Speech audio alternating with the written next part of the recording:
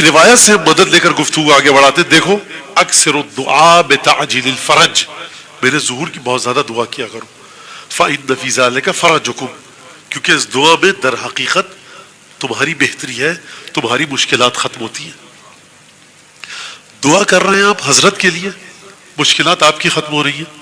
صدقہ دے رہے ہیں آپ حضرت کے لیے، مشکلات آپ کی ختم ہو رہی ہیں. دعا مانگ رہے ہیں آپ حضرت کے لیے، مشکلات آپ کی ختم ہو رہی ہیں. اگر یہ بات واضح ہو گئی تو اب یہاں سے میں گفتگو آغاز کر رہا ہوں اس سوال کا جواب دینے کے لیے کہ حضرت کو صدقے کی کیا ضرورت ہے. پہلی بات تو ہے کہ حضرت کو کسی چیز کی ضرورت نہیں ہے. جس ہستی کے لیے جنت بے چین ہے، جس ہستی کے لیے قیامت رکی ہوئی ہے، جس ہستی کے لیے اسرافیل منتظر ہے کہ کب آئے تو سور پھونکوں، اس ہستی کو میرے اور آپ کی دعاؤں کی کیا ضرورت ہے. اس کو سمجھنے کے لیے یہ سمجھیے کہ آپ کا صاحبان ایمان کا امام زمانہ سے تعلق کیا ہے. اس تعلق کو سمجھیے. اگر یہ تعلق سمجھ میں آ گیا تو یہ سمجھ میں آ جائے گا کہ صدقے کی حضرت کو ضرورت ہے یا حضرت کے نام پر جو صدقہ نکالا جاتا ہے نام پر ان کے ہوتا ہے، کام ہمارے آتا ہے.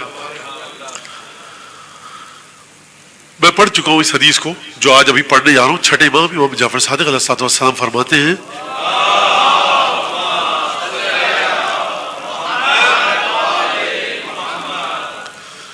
شیعتنا خلقوا من فاضل طینتنا، ہمارے شیعہ ہماری بچی ہوئی طینت سے بنے.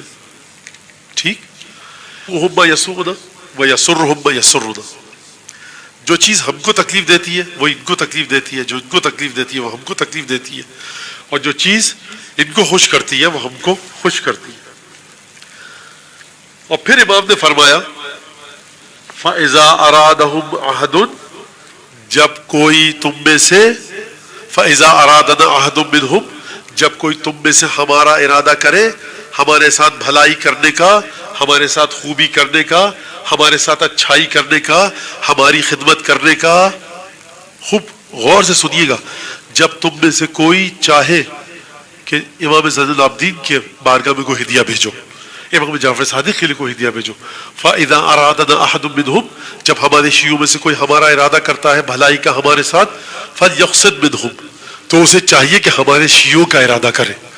فَإِنَّهُمُ الَّذِي يُوصَلْ إِلَيْنَا مِنْهُمْ، کیونکہ ہمارے شیعہ وہ ہے کہ ان کے ساتھ تم جو کام کرو گے ایسا ہے کہ تم نے ہمارے ساتھ کیا. اس کا مطلب کیا ہے؟ اس کا مطلب یہ ہے کہ حضرت حجت کو کوئی تکلیف نہیں پہنچتی. جب کسی حضرت کے چاہنے والے کو تکلیف پہنچتی ہے تو وہ تکلیف حضرت کو پہنچتی ہے. جب کوئی بچہ یتیم ہوتا ہے نا، اس کے گھر میں اگر صف ماتم بچتی ہے حضرت کا چاہنے والا تو امام زمانہ کی آنکھوں میں بھی آنسو آتے ہیں. جب کوئی چاہنے والی بیوہ ہوتی ہے تو اس کے گھر میں صف ماتم نہیں بچتی، حضرت حجت کی آنکھوں میں بھی آنسو آتے ہیں. اسی لیے فرمایا کیا تم یہ سمجھتے ہو کہ محملین لمراعاتکم وناسین لذکرکم، کیا تم یہ سمجھتے ہو کہ ہم تمہیں بھول گئے ہیں، تمہارا خیال نہیں رکھ رہے؟ ہم تمہارا خیال بھی رکھ رہے ہیں، تمہارا ذکر بھی کرتے ہیں صبح شام اپنی دعاؤں میں. یہ جو حضرت کے شیعوں کو تکالیف پہنچتی ہے یہ حضرت کو پہنچتی ہے. عجیب امام ہے، عجیب امامت ہے حضرت حجت کی کہ دیکھیں فرما رہے مولا گویا کہ یہ فرما رہے کہ جو تمہاری تکلیف ہے وہ ہماری تکلیف ہے.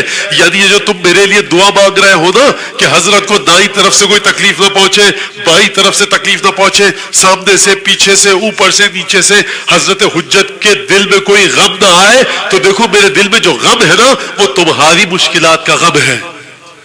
اگر تم یہ دعا مانگو گے کہ میرے دل کو کوئی غم نہ آئے تو در حقیقت کہ تم اپنے لیے دعا مانگ رہے ہو کہ تمہیں کوئی غم نہ آئے. اچھا فرق کیا ہوگا اس کا؟ بھائی سیدھا سیدھا آپ حضرت کہہ دیتے، امام کہہ دیتے تم اپنے لیے دعا کیا کرو. یہ حضرت حجت کو بیچ میں لانے کی تک فلسفہ حکمت کیا ہے؟ حکمت یہ ہے کہ تم اس بات کا شعور، درک اور اس بات کی سمجھ اور فہم پاؤ کہ دیکھو تمہارا تعلق امام زمانہ سے اتنا گہرا ہے کہ ہماری اور آپ کی مشکل حضرت حجت کی مشکل ہے، ہماری اور آپ کی تکلیف، ہمارا آپ کا درد حضرت حجت کا درد ہے. فَإِنَّهُمُ الَّذِي يُوصِلُ مِنْهُ إِلَيْنَا. یہ ہمارے شیعہ ہیں کہ جن کے ذریعے جو چیز پہنچتی ہے ہم تک پہنچتی ہے.